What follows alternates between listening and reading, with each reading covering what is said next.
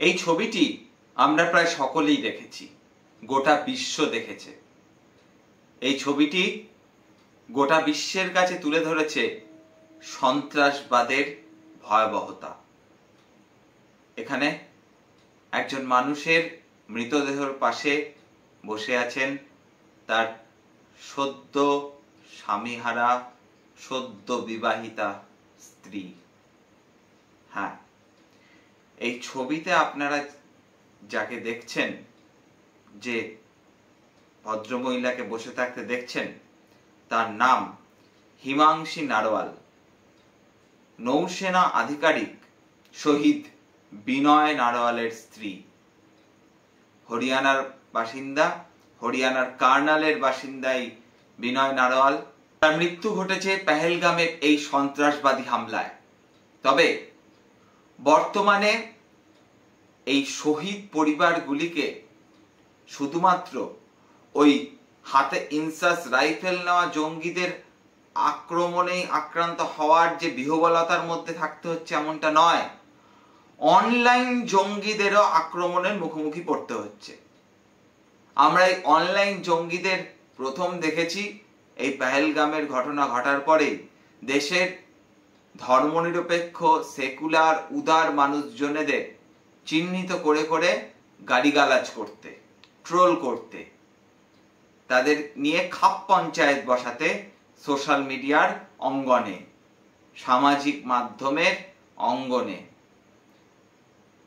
তারা খাপ পঞ্চায়েত বসিয়েছেন।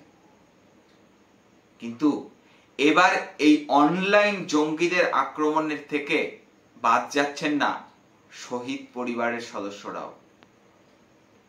1 মে বিনয় নারওয়ালের 27 বছরের জন্মদিন উপলক্ষে তার রাজ্য হরিয়ানার কার্নালে, তার শহর কার্নাল, সেখানে একটি রক্তদান শিবিরের আয়োজন করা হয়েছিল এবং সেখানে তার স্ত্রী হিমাংশী নারওয়ালকে আমন্ত্রণ করা হয়েছিল এবং সেখানে হিমাংশী নারওয়াল গিয়ে বলেছিলেন যে সমস্ত কাশ্মীরিদের বা সমস্ত ইসলাম ধর্মাবলম্বী মানুষদের, মুসলমানদের আক্রমণের লক্ষ্যবস্তু করবেন না, সকলকে টার্গেট করবেন না।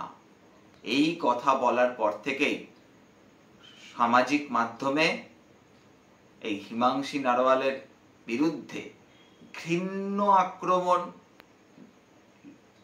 চলছে তো চলছে। ট্রোল বাহিনী, যারা কয়েকদিন আগে পর্যন্ত সেকুলারদের খুঁজে বার করছিলেন, যারা সবকিছুর জন্য দায়ী সেকুলাররাই সরকার চালাচ্ছে, তারা এবার পড়েছেন এই হিমাংশী নারওয়ালকে নিয়ে। এমনকি হিমাংশীর শিক্ষাগত যোগ্যতা, তার ব্যক্তিগত জীবন নিয়েও এরা কুৎসিত আক্রমণ করতে ছাড়ছেন না। হিমাংশী নারওয়াল জওহরলাল নেহেরু বিশ্ববিদ্যালয়ের একজন গবেষক, কিন্তু তাকে এখন আক্রমণের মুখোমুখি হতে হচ্ছে। শুধু হিমাংশী নন, আক্রমণের মুখোমুখি পড়তে হচ্ছে আরেকজন শহীদ এন রামচন্দ্রনের কন্যা আরতি মেননকে। আরতি মেনন বলেছিলেন যে সব কাশ্মীরি খারাপ নয়, সব মুসলমান খারাপ নয়, সবাইকে দায়ী করবেন না। আমি কাশ্মীরেই দুজন ভাই পেয়েছি, মুসাফির আর সমীর। এই কথা বলার পরেই তাকেও এই ট্রোল বাহিনী, এই অনলাইন জঙ্গিরা আক্রমণ করতে শুরু করেছেন। আসলে ওই যারা ইসলামিক মৌলবাদের মদতপুষ্ট জঙ্গি আর এই অনলাইন জঙ্গি, এদের মধ্যে তেমন কোনোই পার্থক্য নেই। প্রত্যেকের মনেই তীব্র ঘৃণা অপরের প্রতি, তীব্র বিদ্বেষ অপরের প্রতি।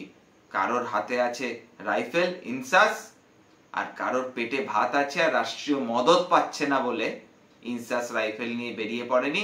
হাতে মোবাইল আছে আর এক সময়ের ওই ফ্রিতে পাওয়া সিম আছে, যদিও এখন পয়সা খরচা করেই তাতে ডাটা ভরতে হয়। এক সময় আমাদের দেশে আমরা মজা করে বলতাম ফ্রিতে ডাটা পাওয়া যায়, ফ্রিতে আটা পাওয়া যায় না। কিন্তু এখন ডাটা আর আটা কোনোটাই ফ্রিতে পাওয়া যায় না। যাই হোক, এই পয়সা দিয়ে খরচা করে ভরার মতো কিছু পয়সা আছে, ডাটা আছে, সোশ্যাল মিডিয়ার তে একটা অ্যাকাউন্ট আছে, একটা না, অনেকের তো আবার একাধিক ফেক অ্যাকাউন্ট। এরা এতটাই সাহসী, এরা এতটাই বীরপুঙ্গব, নিজেদের মুখ দেখাতেও এরা লজ্জা পায়। ধিক! যখন সমস্ত রাজনৈতিক দল থেকে শুরু করে দেশের শাসক, সরকার সবাই বলছে এক হয়ে থাকার কথা, সেখানে এই ট্রোল আর্মি প্রতিদিন মানুষকে কুৎসিত আক্রমণ করে যাচ্ছে। আমরা এই এপিসোডের মাধ্যমে বলতে চাই, আপনার আমার চেনা পরিচিত পরিসরে যদি এইরকম কোন ট্রোল আর্মির বীরপুঙ্গবকে দেখতে পান, তখনই তাকে বয়কটের পথে যান। তা না হলে এদের হাত থেকে রক্ষা পাওয়ার কোনো উপায় নেই। এই বাঁদরদের বাদরামি এইভাবেই বন্ধ করতে হবে।